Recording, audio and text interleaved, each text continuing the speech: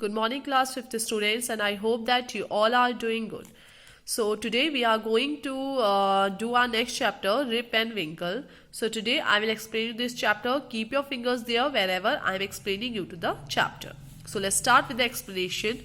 So this story is about Rip and Winkle, a good-natured but lazy man who goes away into the hills and falls asleep. When he awakens 20 years later, Rip finds that quite a few things have changed. So ये जो story है ये एक ऐसे man के बारे में है जिसका नेम क्या है, रिप एंड विंकल। और ये जो पर्सन है ये बहुत नेचर का अच्छा है बट ये बहुत ज़्यादा लेजी है। तो ये एक बार एक हिल्स में चले जाता है और वो इस हिल में जाके सो जाता है। अब जब वो कितने सालों बाद उठता है, वो नींद में सो तो जाता है लेकिन वो 20 ईयर्स के बाद उठता है। और जब वो उठता है तो वो देखता है कि उसके आसपास काफी चीजें चेंज हो चुकी है। So let's start with the story. Many years ago, at the foothills of the Catskill Mountain was a little village. तो बहुत सालों पहले एक कैटस्किल माउंटेन के फुट हिल में एक विलेज था। फुट हिल होता है पहाड़ के जो नीचे वाला एरिया होता है जहाँ पे पेड़ वगैरह लगे होते हैं, उसको क्या बोलते हैं, फुट हिल। ठीक है, पहाड़ के जो नीचे वाला एरिया होता है उसको हम क्या बोलते हैं, फुट हिल। तो बहुत साल पहले एक माउंटेन था जिसका नेम क्या था, कैटस्किल माउंटेन के फुट हिल में एक छोटा सा विलेज था। In the village lived a simple good-natured fellow named Rip Van Winkle। और ये जो विलेज था इसमें एक सिंपल और एक अच्छे नेचर वाला एक मैन रहता था जिसका नेम क्या था, Rip Van विंकल।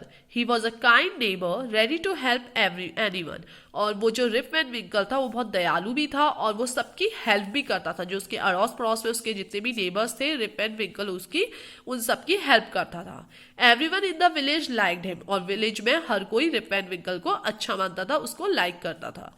The children of the village shouted with joy whenever they saw him because he played with them, he taught them to fly kites and shoot marbles and told them long stories। तो गांव के जितने भी बच्चे थे, बच्चे भी rib and विंकल को बहुत ज्यादा लाइक करते थे। और जैसे ही वो रिप एंड विंकल को देखते थे बच्चे, वो चिल्लाना स्टार्ट कर देते, खुशी के मारे चिल्लाना स्टार्ट कर देते थे। क्यों करते थे? क्योंकि रिप एंड विंकल उन बच्चों के साथ खेलता था, उनको काइट्स उड़ाना सिखाता था, मार्बल्स को शूट करना सिखाता था और उनको लंबी लंबी स्टोरियाज भी सुनाता था। The only problem with Rip was that he was very lazy।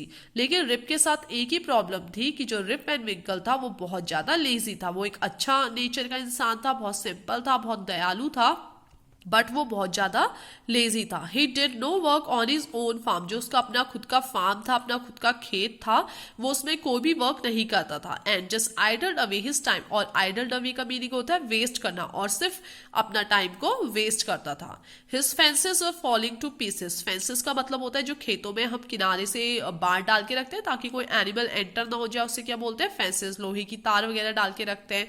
तो जो फेंसेस थी उसके फार्म की वो भी गिर चुकी थी और टूट चुकी थी। His cow was going ashtray. और जो उसकी काउस थी वो भी यहाँ वहां चढ़ती थी क्योंकि रिप एंड विंकल ध्यान नहीं देता था। वो भी एस्ट्रे मतलब यहाँ वहां चले जाना, अपना रास्ता भटक जाना। ठीक है। Weeds grew on his farm. और जो रिप एंड विंकल था उसके फार्म में वीड्स उगती थी। जब कोई ध्यान, वीड्स का मतलब होता है भांग जो होती है उसको वीड बोलते हैं। ठीक है, वीड्स उगती थी। Rip's constant companion was his dog. Constant companion का मीनिंग होता है जो हमेशा का साथी होता है। तो रिप का हमेशा का साथी कौन था? उसका डॉग, जिसका नेम क्या था, wolf.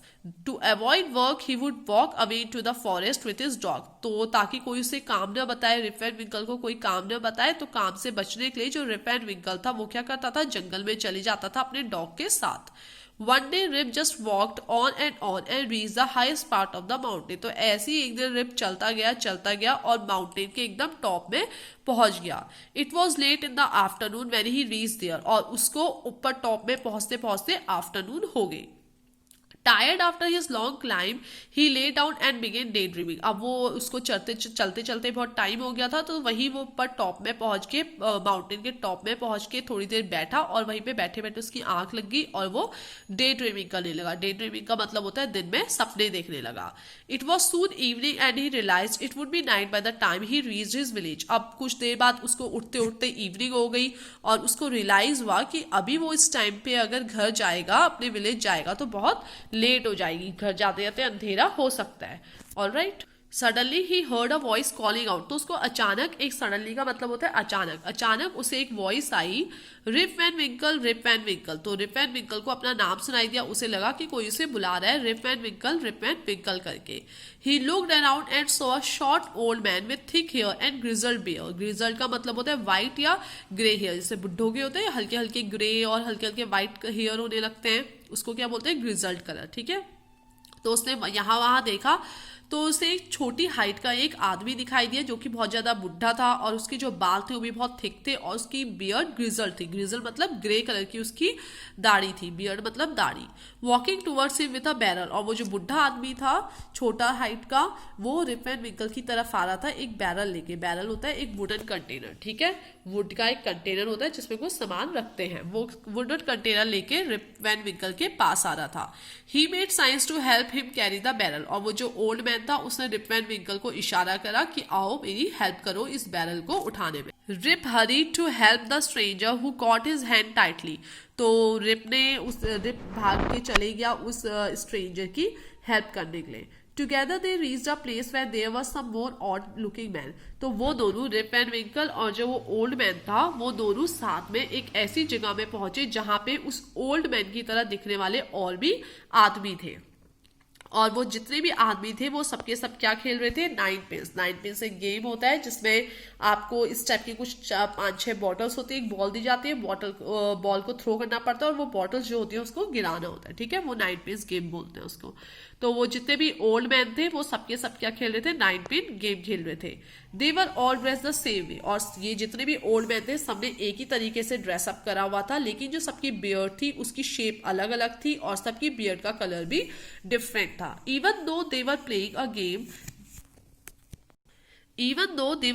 game, their faces were serious and there was silence. The only sound was the noise of the boss which echoed in the mountains like thunder. Echo का मतलब होता है आवाज गूंजना। जब हम बाथरूम में जाते तो हमारी आवाज गूंजती है, कोई खाली कमरे में रहते हैं आवाज गूंजती है ना, तो उसको क्या बोलते हैं, इको। और थंडर होता है जैसे बिजली के कड़कने की या गरजने की जो आवाज होती है उसे थंडर बोलते हैं, ठीक है। तो जितने भी ये ओल्ड मैन थे ये नाइन पिन्स गेम तो खेल रहे थे, लेकिन ये बहुत, इनका फेस क्या था, गेम खेलते टाइम भी इनका फेस बहुत ज्यादा सीरियस था और बहुत साइलेंटली ये लोग गेम खेल रहे थे। अगर हम नॉर्मली गेम खेलते तो हम चिल्लाते हैं खूब और हमारे फेस का भी इमोशंस होते हैं ना, या तो हम बहुत ज्यादा एक्साइटेड होते हैं या गुस्से में होते हैं, लेकिन ये जो जितने भी ओल्ड मैन थे इनका फेस बहुत ज्यादा सीरियस था और बहुत साइलेंटली ये लोग गेम खेल रहे थे। वहां पे सिर्फ किस चीज की, सिर्फ एक ही आवाज आई थी और वो आवाज भी किस चीज की आ रही थी, बॉल की।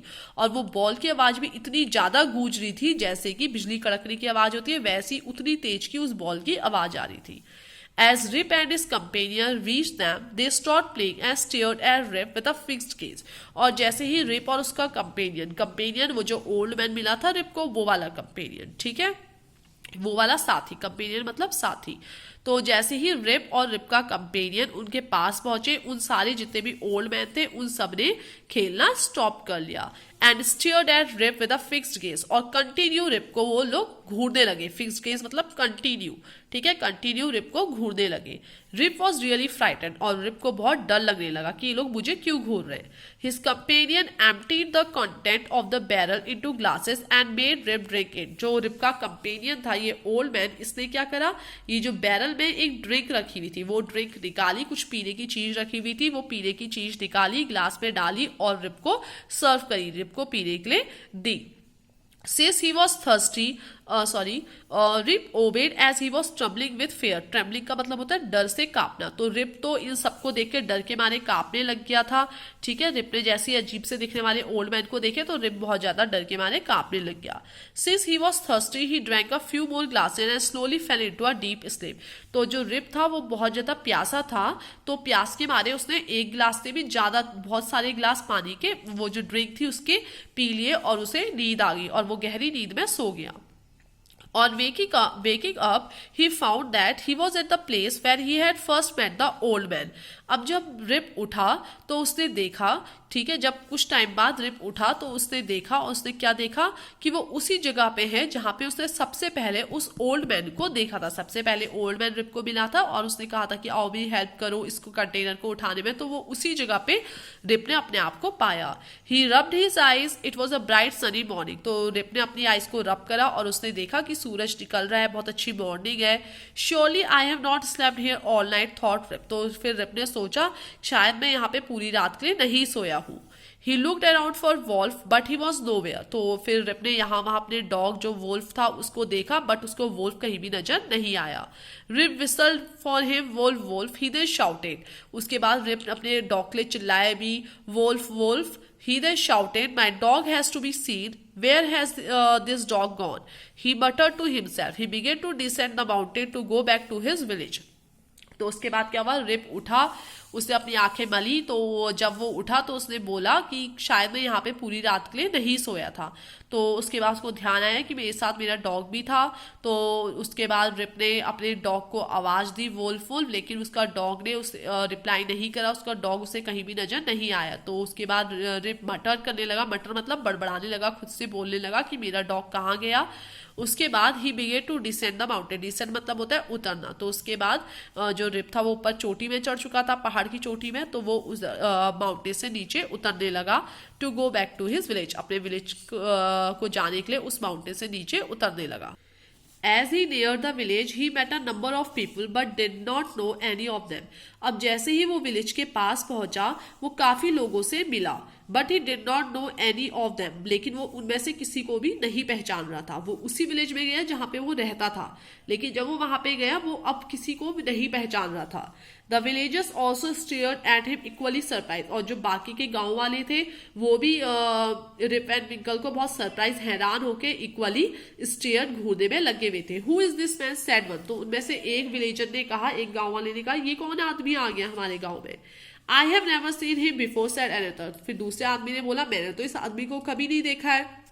Look at his long white beard and his wrinkled face, देखो इस आदमी के लंबी लंबी दाढ़ी को और इसके रिंकल मतलब झुर्रियां पड़े हुए फेस को देखो। On hearing this, Rip stroked his chin, and to his astonishment, he found his beard had grown a foot long, and it was all white. ऐसा सुनने के बाद रिप ने अपनी जो स्ट्रोक थी, चिन थी, उसको रब करा, ठीक है। स्ट्रोक का मतलब है चिन को रब करा, और फिर उसने हैरान होके देखा कि जो उसकी बियर्ड है वो उसके पैरों तक लंबी हो चुकी है और पूरी की पूरी उसकी बियर्ड वाइट है। An old woman walked up to him and looked at his face for a moment. अब एक ओल्ड वुमेन आई, उसी गांव की एक बुढ़िया औरत आई और उसने रिप की तरफ देखा। Then she exclaimed, फिर वो चिल्लाई, It is Rip and Winkle. तो वो जो औरत थी वो चिल्लाई, ये कौन है, Rip and Winkle. Welcome home again old neighbour, तो वो जो ओल्ड वुमेन थी उसने क्या बोला, welcome home Rip and Winkle. Where have you been these 20 long years, तुम इन 20 सालों तक कहाँ थे। सो क्या हुआ था कि जब वो जो अजीब से दिखने वाले ओल्ड मैन थे उन्होंने रिप एंड विंकल को ड्रिंक दी थी, तो रिप एंड विंकल वो ड्रिंक पी के सो गया।